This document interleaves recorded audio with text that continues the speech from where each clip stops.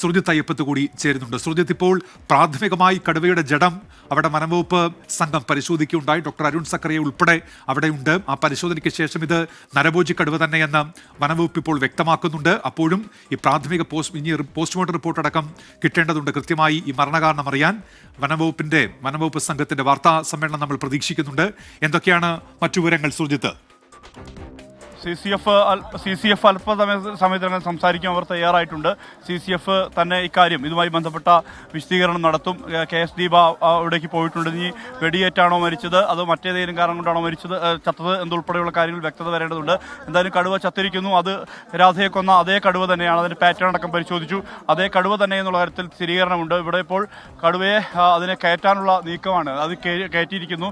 ഇവിടെ നിന്ന് ഇനി നേരെ കുപ്പാടിയിലേക്കാകും കൊണ്ടുപോവുക. കുപ്പാടിയിലാകും മറ്റു നടപടികൾ ഉണ്ടാവുക. അവിടെ വച്ചാകും പോസ്റ്റ്മോർട്ടത്തിൻ്റെ നടപടിക്രമങ്ങൾ എല്ലാം തന്നെ ഉണ്ടാവുക. അതിനെ കൊണ്ടുപോകുന്നതാണ് നമുക്ക് ഇവിടെ കാണാൻ കഴിയുന്നത്. അല്പസമയത്തിനകം തന്നെ ഇവിടെ നിന്നും കൊണ്ടുപോകും.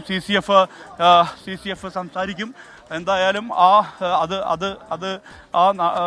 നടപടി, അതായത് വലിയ ആശ്വാസം ഈ നാട്ടുകാരെ സംബന്ധിച്ച് ആ കടുവ തന്നെ എന്നുള്ള സ്ഥിരീകരണത്തിലേക്ക് ഈ വനംവകുപ്പും എത്തിയിട്ടുണ്ട്. അത് കൃത്യമായ രീതിയിൽ തന്നെ ബയോളജിസ്റ്റ് ആയിട്ടുള്ള വിഷ്ണു അത് വിശദീകരിക്കുന്നു. അതിൻ്റെ പാറ്റേൺ അടക്കം വെച്ചുകൊണ്ട് തന്നെയാണ്, അതായത് ഈ ക്യാമറ ട്രാപ്പിൽ കിട്ടിയ ചിത്രങ്ങൾ സഹിതം വെച്ചുകൊണ്ടായിരുന്നു ആ പരിശോധന.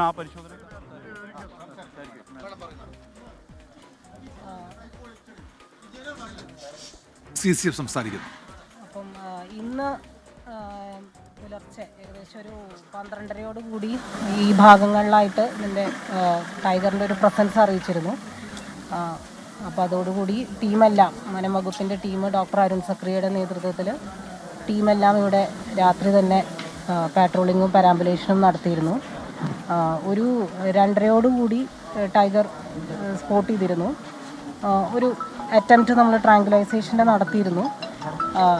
അത് പിന്നെ നമുക്ക് ഇത് പിന്നീട് അങ്ങ് ഓടിപ്പോവുകയാണ് ചെയ്തത്.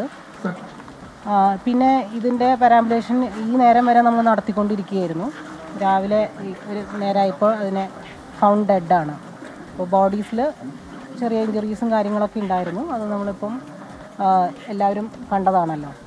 അപ്പോൾ അതിൻ്റെ മാർക്കും എല്ലാ ഇനീഷ്യൽ കാര്യങ്ങളൊക്കെ ഇപ്പോൾ ഡോക്ടേഴ്സ് നോക്കി. ഇനി പോസ്റ്റ്മോർട്ടം ചെയ്താലേ നമുക്ക് കൂടുതൽ ഇതിൻ്റെ വിവരങ്ങൾ അറിയാനുള്ളൂ. വേറെ ഷൂട്ടിംഗ് ആയിട്ടൊന്നും നമ്മൾ ചെയ്തിട്ടുണ്ടായിരുന്നു. ഇന്നലെ നമ്മൾ ട്രാങ്കുലൈസിങ് ചെയ്യാനുള്ള ഒരു അറ്റംപ്റ്റാണ്. രാത്രിയാണ് സമയമായിരുന്നത്. റോഡ് സൈഡിലായിരുന്നു ടൈഗർ ഉണ്ടായിരുന്നത്. ഇനി കൂടുതൽ ഞാൻ ഈ പോസ്റ്റ്മോർട്ടം കഴിഞ്ഞ് നമ്മൾ ഒരു ഡീറ്റെയിൽ പൂക്കോട് നമ്മളൊന്ന് ഡിസൈഡ് ചെയ്തിട്ട് ഞങ്ങൾ പറയാം. ഓക്കെ, ഡോക്ടർ നമുക്ക് അത് ആ ഭാഗത്തുള്ള വീടുകളിൽ തന്നെ ചെറിയ